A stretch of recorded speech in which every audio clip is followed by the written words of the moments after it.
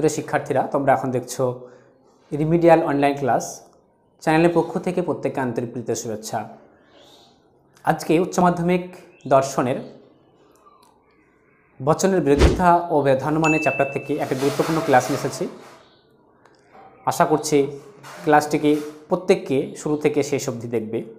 আজকে ক্লাসটি হচ্ছে বচনের বিরোধানুমান কাকে বলে। এই বচনের বিরোধানুমান কাকে বলে বিষয়টিকে আমি আগে তোমাদের সঙ্গে শেয়ার করছি, তারপরে প্র্যাকটিক্যালি বোর্ডে বোঝাবো।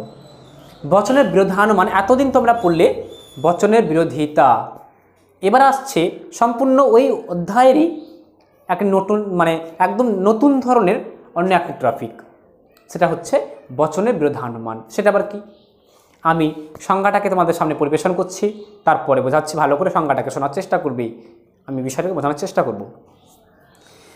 যে অমাধ্যম অনুমানে একই উদ্দেশ্য ও বিধেয় বিশিষ্ট দুটি বচনের মধ্যে একটি বচনের সত্যতা ও মিথ্যাত্ব থেকে যখন অপর বচনটির সত্যতা ও মিথ্যাত্ব সম্বন্ধে যে অনুমান করা হয় তখন তাকে বলা হয় বচনের বিরোধানুমান।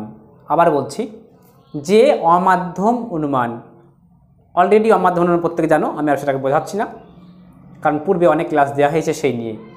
তাহলে যে অমাধ্যম অনুমানে যে অমাধ্যম অনুমানে একই উদ্দেশ্য ও বিধেয় বিশিষ্ট দুটি বচনের মধ্যে একটি বচনের সত্যতা ও মিথ্যাত্ব থেকে যখন অপর একটি বচনের সত্যতা ও মিথ্যাত্ব সম্বন্ধে যে অনুমান করা হয় তখন তাকে বলা হয় বচনের বিরোধানুমান। এবার আমি বিষয়টিকে তোমাদের সঙ্গে শেয়ার করছি প্র্যাকটিক্যালি বোর্ডে, তোমরা বোর্ডে বুঝে নাও। তারপরে নেক্সট ক্লাস আমরা তোমাদেরকে দেখিয়ে দেবো সত্য ট্রুথ টেবিলের মধ্যে দিয়ে কিভাবে একটি বচন সত্য হলে অপর বচন মিথ্যা হবে, একটি বচন মিথ্যা হলে অপর বচন অনিশ্চিত হবে। তার জন্য কিন্তু অপেক্ষা করতে হবে। তো আজকে এই বিরোধানুমান ঠিক কীরূপ আমি প্র্যাকটিক্যালি বোর্ডে তোমাদের সঙ্গে শেয়ার করছি, বিষয়টাকে দেখো।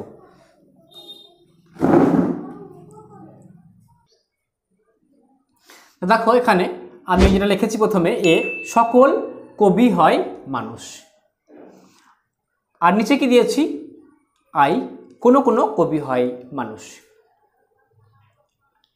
এই যে সকল কবি হয় মানুষ, এই বচনটি সত্য না মিথ্যা এটাকে দেখে যখন আমি এই বচনের যে সিদ্ধান্ত যেটা হলো সেটা সত্য না মিথ্যা আমি যখন নির্বাচন করতে পারবো তখনই সেটা বলা হয়েছে বচনের বিরোধানুমান। আবার বলছি, যখন এই একটি বচন সে সত্য না মিথ্যা দেখে যখন এই বচনের উপর ভর করে ডিপেন্ড করে আমি এই বচন সম্বন্ধে কিছু বলবো, অর্থাৎ এই বচনটি সত্য না মিথ্যা, তখন এই বচন দুটি যে সম্বন্ধ সেটাকে বলা হয়েছে বিরোধানুমানের সম্বন্ধ বা বিরোধানুমান। তোমরা বিরোধিতায় পড়েছ যে বচনের বিরোধিতা 4 প্রকার। একইভাবে এই বিরোধানুমানকে 4 ভাগে ভাগ করা হয়েছে। কি কি? সেম ওখানে বিরোধিতা পেয়েছ, এখানে বিরোধানুমান পাবে। বিপরীত বিরোধানুমান, 1 নম্বর হচ্ছে বিপরীত বিরোধানুমান, 2 নম্বর অধীন বিপরীত বিরোধানুমান, 3 নম্বর বিরুদ্ধ বিরোধানুমান, আর 4 নম্বর হচ্ছে অসম বিরোধানুমান। এই বিরোধানুমানগুলোর প্রত্যেকটা নিয়ম আছে, যে একটি বচন সত্য হলে অপর বচন কী হবে, প্রত্যেকটা নিয়ম বলা হয়েছে। এই নিয়মগুলোকে পেতে আর খুব সুন্দরভাবে ক্রমিক পর্যায়ে যে একটি বচন সত্য হলে অপর বচনটি কী হবে ট্রুথ টেবিলের মধ্যে দিয়ে আমি বিষয়টিকে খুব সুন্দরভাবে ক্রমিক পর্যায়ে তোমাদেরকে বোঝাবো, আর তার জন্য তোমাদেরকে পরবর্তী ক্লাসের জন্য অপেক্ষা করতে হবে। তাহলে আজ এ পর্যন্তই। Thank you everybody, best of lakh.